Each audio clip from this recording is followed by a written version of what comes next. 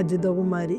Current bill താങ്ങാൻ പറ്റാത്ത പോലത്തെ കറണ്ട് ബില്ലാണ്. അതിന് ഒരു 8,000-9,000 രൂപയൊക്കെ മാസം അടയ്ക്കേണ്ടി വരും. അപ്പോൾ സോളാറാകുമ്പോൾ കുറച്ച് കുറയുണ്ടെന്നൊക്കെ എല്ലാവരും പറഞ്ഞു കേട്ടപ്പോൾ സോളാർ വയ്ക്കുന്നതിനും ഏതാണ്ട് 8,000-9,000 രൂപ കറണ്ട് ബില്ല് അടയ്ക്കുമായിരുന്നു.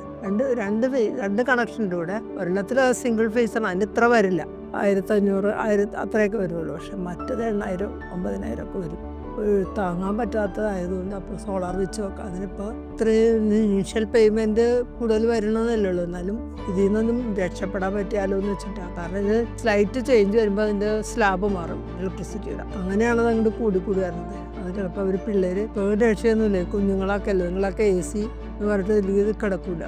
അപ്പോൾ അങ്ങനെ ശീലിച്ചപ്പോൾ നമുക്ക് AC ധൈര്യമായിട്ട് ഉപയോഗിക്കും, ഒരു പ്രശ്നമില്ല.